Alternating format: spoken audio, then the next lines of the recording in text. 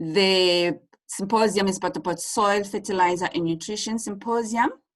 I'm going to talk about water management and climate change, which will touch also on the sustainable water use in agriculture.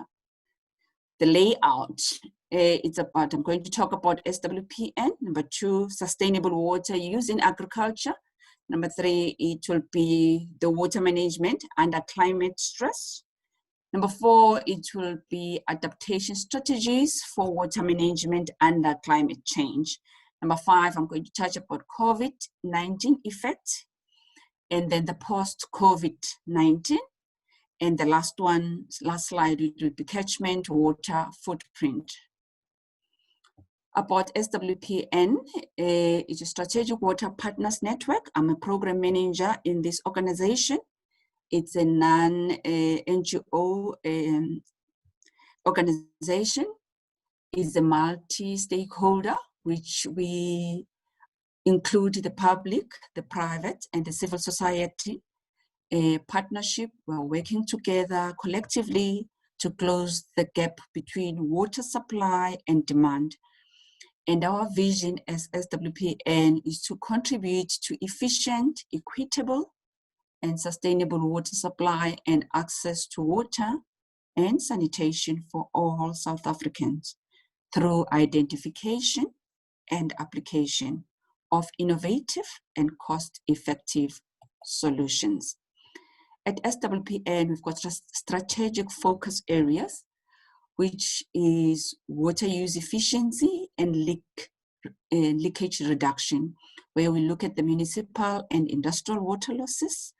At the moment, we've got a project at Polokwane municipality. The partnership that we have, it touches on non-revenue water to reduce water losses. The other focus area is effluent and wastewater management and sanitation.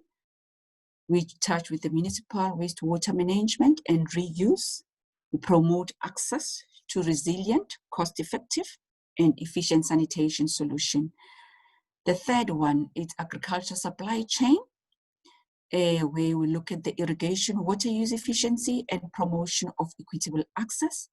As we know that agriculture sector uses the majority of our water resource, which is plus minus about between 60 and 70%. So that is why agriculture supply chain is part of our strategic focus areas. We also call them the working groups. We've got the last one, which is called water stewardship. This one, we look at collectively doing the projects and looking at the water stewardship pipeline projects. And then we've got on your right-hand side, skills development and transformation.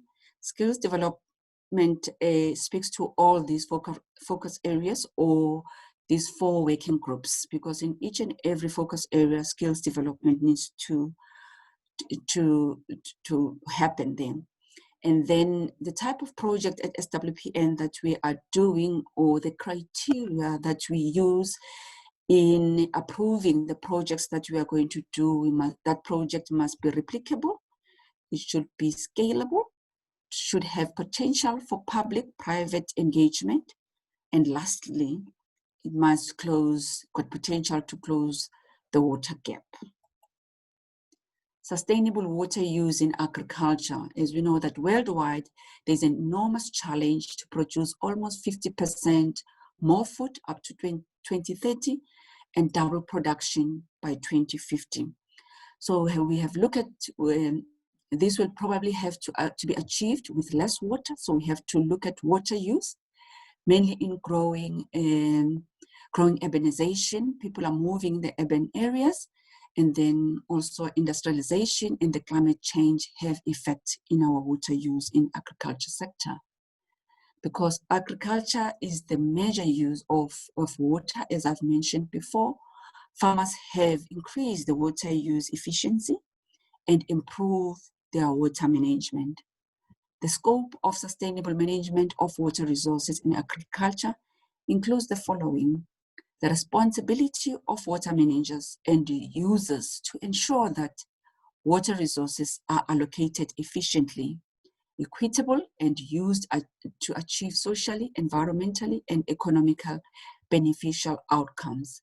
So we must make sure that agricultural water resource management covers a wide range of agricultural system and climate condition.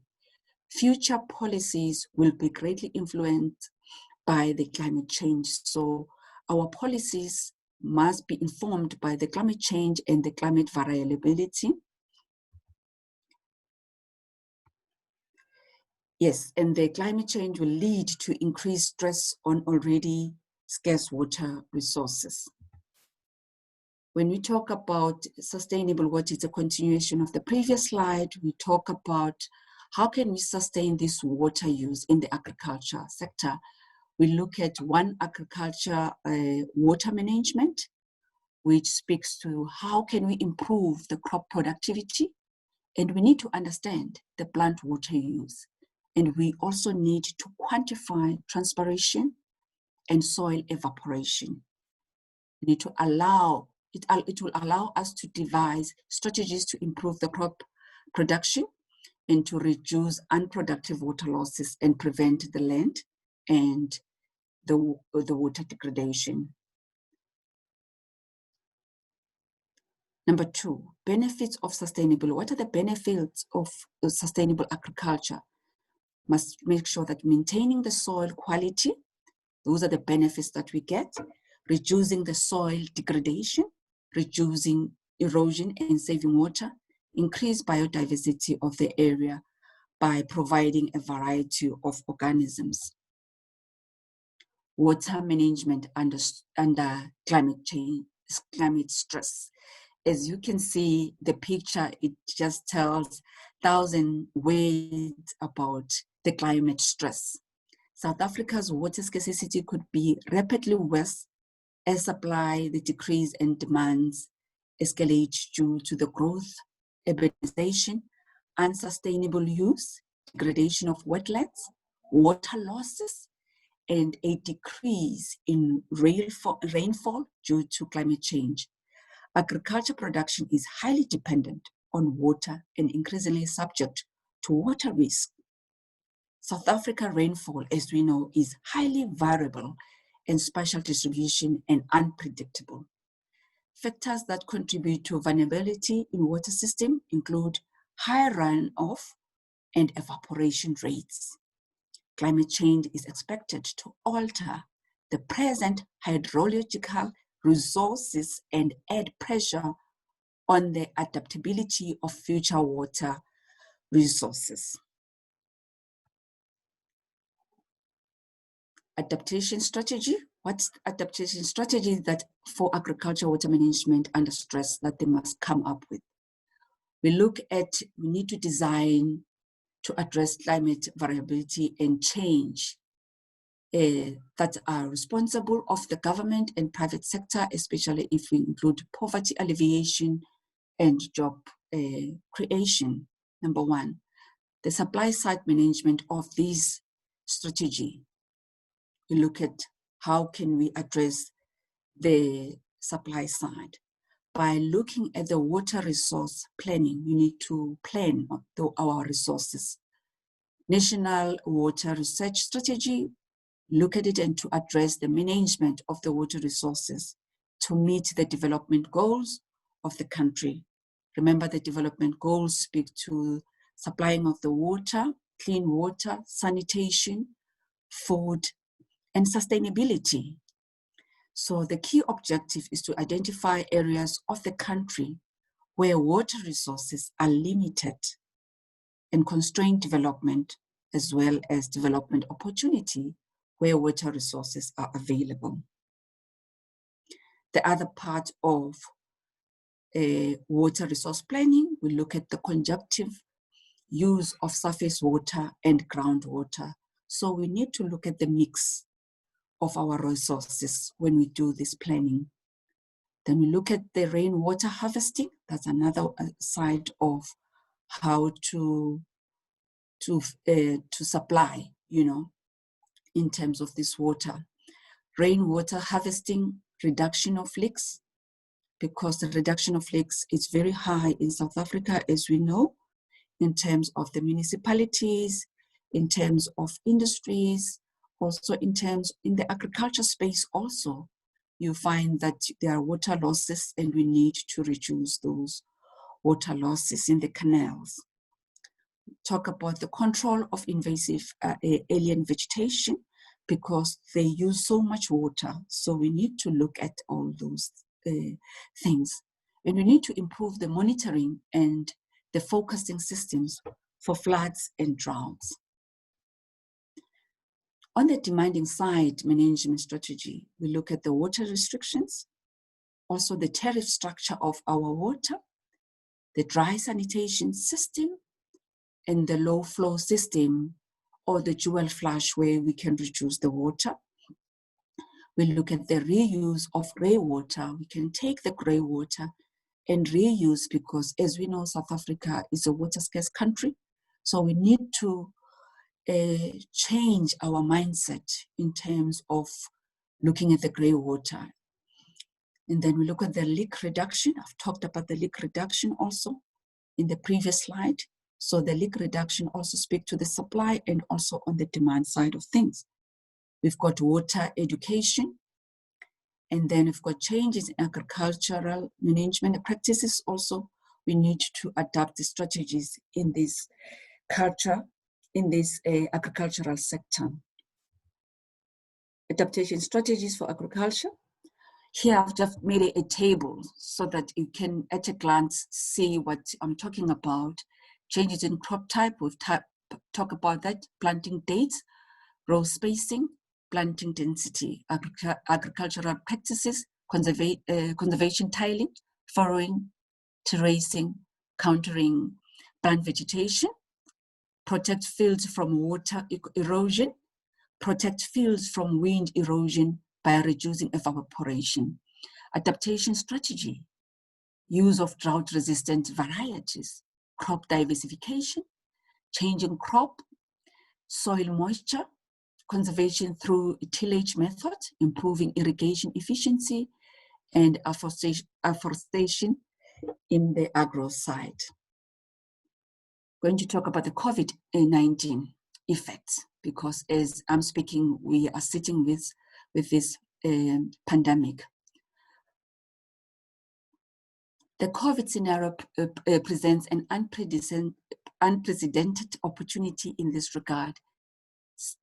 States are using the present circumstances as an opening to clean our house, and looking at the legacy of the bottlenecks in the farm value chains.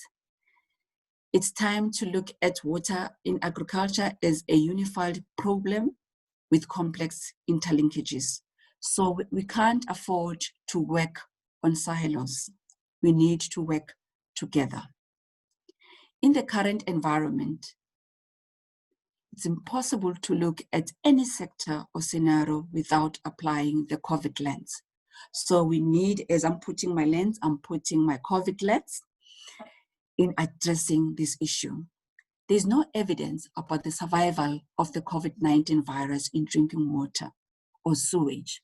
So at the moment, with the water that we're drinking and the sewage leakages in our rivers, it's not the right thing, but we know that we cannot, at the moment, we cannot get COVID through those sources because we sterilize the water, we chlorinate.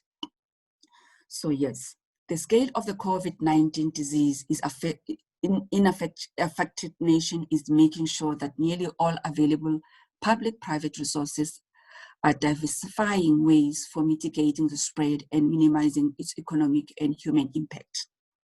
The US state hardest hit by the COVID-19, New York, also had the highest daily water consumption at 21%. So what are we saying? We're saying because of COVID also, the water supply, the water demand, it gets higher. So we'll need to balance the two, because COVID didn't help us. It put us in a worse scenario. So anticipated seasonal increase in water use for irrigation. Post-COVID in South Africa, as you can see in my picture, at least it does not look dim. We've got hope for our country. The South African agriculture sector has the potential being the sectors that will drive economy in this country and the job creation during the post-COVID recovery phase. So we can see that if we work together, government, public sector, agriculture sector, the effect of COVID will be more on the positive side, but only if we look at of our resources. So the path to realize this growth does not need new policies. In South Africa, we have these policies. It's just to come together and make sure that we apply it properly. So in government should change the agricultural development by using NDP as a point of departure. So we must look at the NDP of our country. A renewed drive on the prioritization of the JV models between the private sector and the government is now critical in bringing about the development. So we always need the JV models between private sector, government is critical in bringing about this development. So we need to work together, all the sectors, in order to achieve a positive post-COVID-19.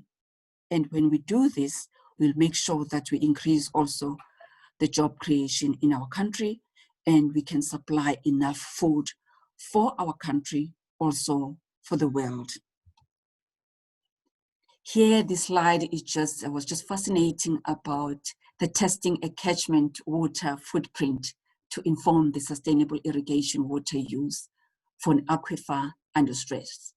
Here, a catchment water footprint framework is proposed to manage agricultural water use. Crop yields and water footprints are linked to quantify agricultural water use. And the water footprint framework can be used to help us to set and meet sustainable targets. As you can see in the picture that there are two footprints, the blue and the green. Say agriculture water footprint enables us to calculate for calculation. And then we've got the other arrow going to the water balance. We look at how can we improve our water balance and understand our geohydrology. And when we go to global picture, sustainability assessment for sustainability of water management, we need to look at that. And we need to look at the food that we produce, the total production on the aquifer.